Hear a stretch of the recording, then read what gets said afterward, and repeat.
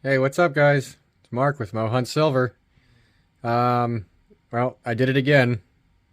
We have another 15 pounds of wheat pennies to search through, and we're gonna see what we can find in them. Maybe we'll find some good stuff. Let's hope we do. Yeah. So, I guess we'll start with one of these bags, and I'll get one dumped out, and I'll start searching it, and we'll see what we can find.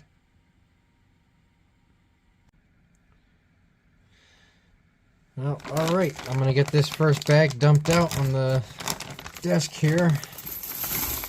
And we're going to just start going through it then and see what we have. There we go. Nice pile of them. Bring these down here. Let's see. Well, just seeing a bunch of...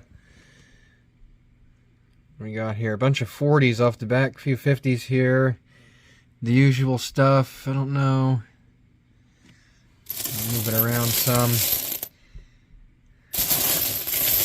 A lot of reverses facing me. There's an older one. You can see that there. It's a 1925. Seeing some steel cents in here. Not quite as many as the last time, though, I'd say, in the last video. But, alright. I'm going to get this all separated out into decade piles, and we'll see what we have once I get these all separated out. See you soon. Alright, well, that didn't seem like all that long for you guys, maybe a second or two. But for me, it actually took, maybe about a half hour, 45 minutes, somewhere's in there, to separate all this out, this one 5-pound bag. So we have our teens, we have our 20s, 30s, quite a bit of 40s, and quite a bit of 50s, and then we have our steel cents in this bag. So I'm going to start looking at mint marks and dates I know might have DDOs or anything like that. We'll be checking them under the microscope here. And if I do find anything, I'll be back to show you. Well, guys, this first bag was kind of a bust. No semi-key dates, no RPMs, and no other varieties. Checked them all under the scope. Nothing to be found in this one. So I'll get this, get these here moved off to the desk, and we'll get the next bag up here and get it dumped out, and we'll get them separated. Alright, so we got the second bag up here on the desk, and we're going to get it emptied out. And just take a quick look. See if we can see anything on the surface here. There we go. Got them all dumped out. You see there's some steel cents in there. Let's see. Now this one here looks pretty shiny. What's that? Here we go. Got a 1941. Yeah. Not sure if it's been cleaned, but it is pretty shiny. Let's see. What else do we have in here? Anything on the older side? Oh, what's that? There's a 23, so that's pretty good. Got something there. Looks like a teens right next to it. So, yeah. This looks like it might be a pretty good mix here. Maybe, let's hope a little bit better than the last bag, anyway. Looks like it might be, though. But, alright. I'm going to get these separated into decade piles again. And if I do find anything along the way, I'll be back to show you what it is. And we'll keep going. Well, guys, I got the second 5-pound bag all searched here. Checked out all the mint marks and dates that could have possible double dyes. And from what I found in any of this was nothing for that kind of stuff, but we did find a few here that are in pretty decent shape. There we go. What do we got here? All from the, well, we got some 50s, 240s, and even a 30s there, 1937. San Francisco, it's not in too bad a shape. So I'll get all this cleared off of here, and then we'll get the last bag up here, and we'll get it dumped out and start going through it. Alright guys, well, let's get this last bag here emptied out. And we'll take a quick glance at it. See what we have in the pile. See if there's anything good in here. There we go. Let me get my other light on so we have a... There we go. Alright.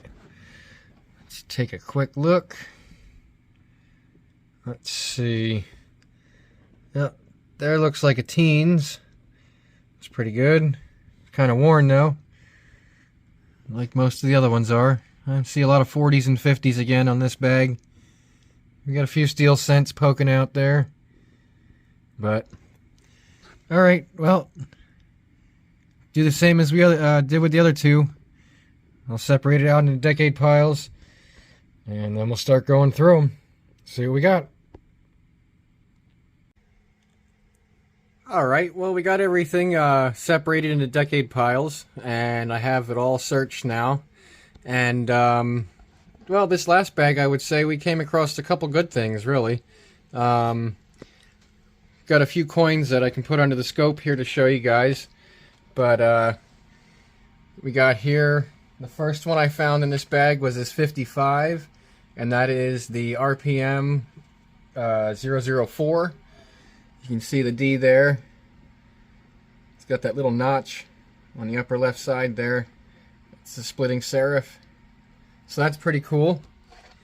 Then the second one here that I'll put under the scoop.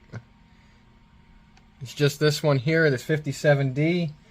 You can see some, looks like doubling on the 1 and the 9. And then check this out. Look at that. I've never seen anything like that before on any wheat cent that I've ever looked at. That is just wild. And this is like the only spots where it is on the whole coin. His Liberty looks okay for the most part there. I mean, it's pretty damaged, but I don't know. There might have been something on that Liberty too. But the motto looks okay. But that is just wild. That's pretty heavy right there. Pretty neat. I'm going to put that in a flip. And then the next one we have is this 1956 Denver right here.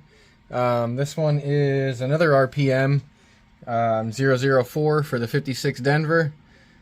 You can see it inside that D there. At least I believe it's a 004. It's the closest thing I could find. So I think that is it. And then I'll take that one out. We got another one here, this 58 right there. That just has some, I don't know if that's just real heavy machine doubling or what. I couldn't find that anywhere on Variety Vista, which is what I'm using to check all these here. But that's pretty wild there too. I'm not sure what that one is. And then the last one that I found, which is this one right here, which is a very fine example. Just wish it was in a little bit better shape. But we have the 55 Denver DDO 001 or the FS 101. You can see the doubling on the 1 and the 9 there. And then the marker that I used was this little line right here on the chin.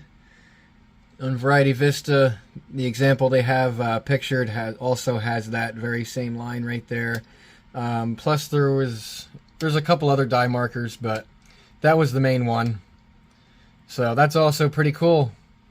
So then along with those, best ones from the other two bags, including this one, were these here. We have a 36S, 37S, 41 that was in pretty good shape. This 46D, it's in fairly good shape. It's got a couple scratches there by the date, but it's actually not too bad. There's a lot of detail on it still. Then we had this 54 Denver and a 57 Denver, and then a blazer of a 1957 Philly. So it's pretty cool. Didn't really get any semi-key dates like I did in the other video, but I'm still happy with what I got here all together. Gonna be flipping these guys up that are under the scope here right now, and gonna see if any of these here upgrade my book.